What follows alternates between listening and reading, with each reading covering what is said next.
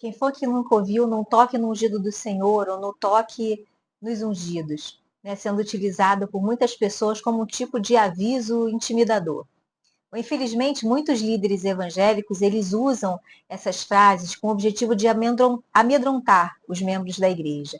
Normalmente, as pessoas que usam o lema não toque no ungido, eles apelam para a Bíblia, né? São pastores, são bispos, são apóstolos modernos, profetas, são rápidos em dizer que a Bíblia é que ensina esse princípio. Mas será que ensina mesmo? Bom, a Bíblia, ela ensina que a gente não pode tocar no ungido do Senhor. O ato de se opor a um líder evangélico representa um risco de levar a uma maldição, a ser castigado por Deus. Então, não toque no ungido do Senhor, né? Quais são os versículos que falam sobre isso?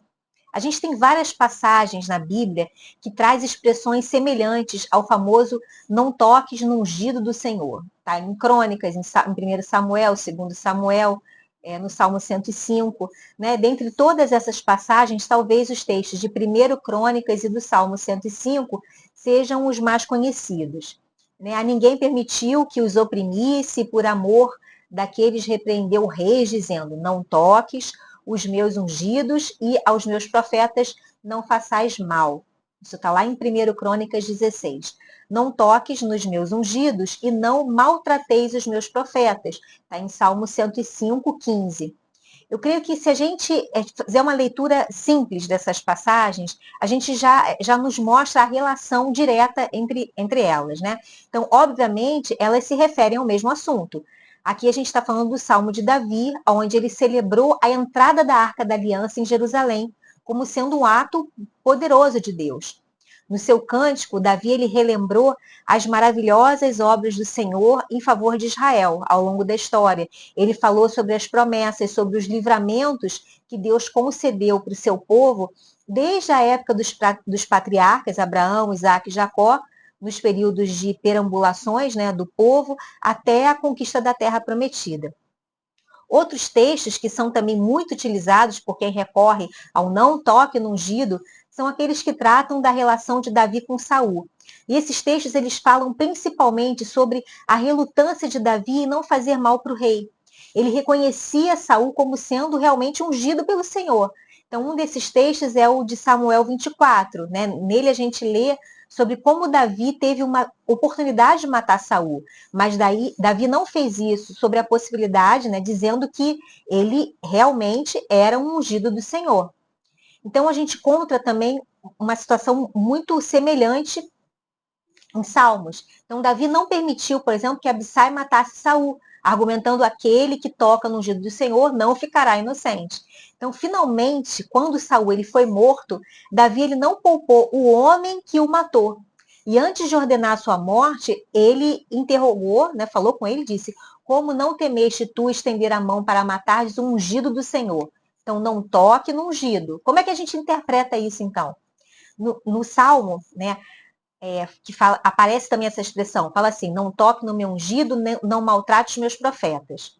A gente pode perceber que Davi está citando o livro de Gênesis, lá no capítulo 12. Com isso, ele mostra como é que Deus ele repreendeu os reis tiranos que queriam destruir o seu povo escolhido. Vale lembrar que, por exemplo, em Gênesis 20, Abraão ele é mencionado como um profeta. Logo, fica claro que a menção acerca dos ungidos e profetas se refere ao povo escolhido do Senhor que estava se formando. Já no caso de Davi e de Saul, a gente tem que entender que o conceito da expressão ungido do Senhor naquele momento da história era diverso. Os reis de Israel, eles eram homens designados por Deus para poder ocupar um cargo de liderança no meio do povo. E essa designação era oficial, né, através de uma unção que era realizada por um juiz ou por um profeta. Então, basicamente, esse juiz ou profeta ele vai derramar óleo sobre a cabeça do escolhido e assim ele era oficialmente separado para aquele cargo que ele iria ocupar. Então, a gente pode ver exatamente esse procedimento na escolha de Saul, lá em 1 Samuel 10. O mesmo aconteceu posteriormente na escolha de Davi, 1 Samuel 16. Então, diante dessa realidade, Davi ele não se atreveu a atentar contra a vida de Saul. Ele não queria ser culpado de matar aquele que ocupava um cargo que foi designado por Deus, mesmo que Saul fosse indigno. Entretanto, o fato de Davi não querer matá-lo não tornou assim passivo, desculpa, ao modo ímpio com que o Saul estava governando. Davi, ele confrontou Saul e diante de todo o exército de Israel, ele pediu a Deus vingança. Em outras palavras, Davi pediu que Saul fosse castigado pelos pecados que ele cometia. Na verdade, Davi ele sabia que no tempo certo Deus ia matar Saul por conta da sua conduta reprovável. Então, não toque no ungido do Senhor. O que a Bíblia ensina? Eu acredito que após a gente ver esses versículos e seus contextos, fique bem claro que a gente não pode aplicar o conceito de não tocar no ungido da maneira como as pessoas fazem. Definitivamente, o não toqueis no ungido do Senhor não significa com um escudo de proteção divina que vai garantir imunidade para os líderes evangélicos e para os falsos profetas. Infelizmente, em muitos lugares, os líderes, eles fazem o que eles querem, eles distorcem a palavra de Deus, eles levam uma vida de pecado, eles ainda manipulam o povo com esse tipo de argumento descabido de que ninguém pode ousar tocar no ungido do Senhor. Então, obviamente, a gente tem que respeitar, a gente tem que apoiar os nossos líderes. É o nosso dever orar por eles e acatar a autoridade eclesiástica, né, que eles possuem, mas desde que eles estejam agindo de acordo com a palavra de Deus. Então, eles precisam estar compromissados com a sã doutrina e refletindo nas suas condutas o caráter de Cristo. Entretanto, quando algum líder ele apresenta um modo de vida que é reprovável e ele começa a agir de modo contrário ao que a Escritura ensina, ele tem que ser repreendido sim, para que a igreja ela não sofra dano na sua liderança que está sendo mal feita. Então, a própria Bíblia ela recomenda exatamente o que tem que se fazer nesses casos. Né? Por exemplo, escrevendo para Timóteo, Paulo aconselha o seguinte tratamento para os líderes não errarem. Né? Ele fala para você não aceitar acusação contra o presbítero, senão com 2 ou 3 testemunhas. E para aqueles que pecarem, repreender na presença de todos, para que também os outros tenham temor. Isso está lá em 1 Timóteo. Então, Paulo, primeiramente, ele considera que tem que haver uma boa fundamentação na acusação contra o presbítero, né? Depois que for comprovado o erro do líder, ele tem que ser repreendido na presença de todo mundo. Essa é uma atitude que é extremamente necessária e importante para que também os outros tenham temor. E quando Paulo fala isso, ele está expressando a preocupação dele em manter a congregação saudável.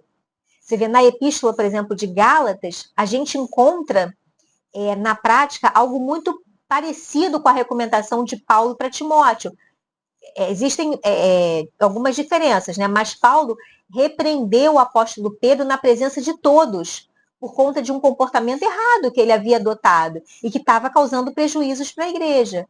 Então, mesmo no Antigo Testamento, a gente encontra vários exemplos de homens que foram escolhidos pelo Senhor e que foram duramente repreendidos por conta de algum erro que eles cometeram. Né? Talvez o caso mais famoso seja o caso do próprio rei Davi. Né? Ele foi repreendido pelo profeta Natã, por conta dos seus pecados em relação a Urias e a Batseba. Lá está em 2 Samuel. Nesse caso específico, Natã ele confrontou literalmente o ungido de Deus e nem por isso ele foi acusado de ter tocado no ungido. Né? Já no Novo Testamento, a gente tem vários casos, né, em que verdadeiros homens de Deus, eles eram perseguidos, eles eram caluniados injustamente. E mesmo diante dessa realidade, a gente não encontra se recorrendo a esse tipo de ameaça para poder se defender.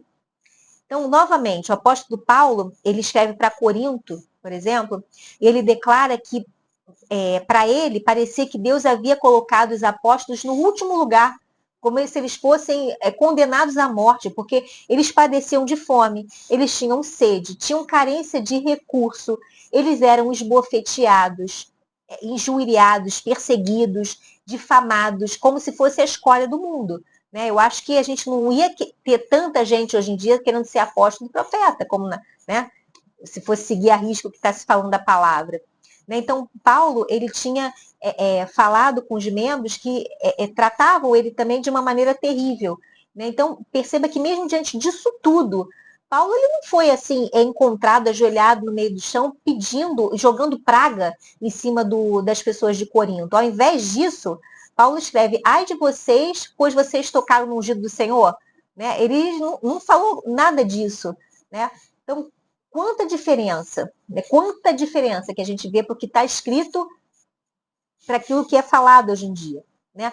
Paulo tinha o seu comprometimento com o Evangelho de Cristo, e isso já era o suficiente para colocá-lo como exemplo para as pessoas. Né? Hoje, todos os homens que apelam para essa famigerada ameaça, né, num toque no ungido do Senhor, eles fazem isso porque eles não podem dizer sejam os meus imitadores, né? São pecadores. Então, diretamente, né, do apóstolo Paulo, né, o apóstolo Paulo é uma pessoa íntegra, né? Ele deveria um exemplo a ser seguido.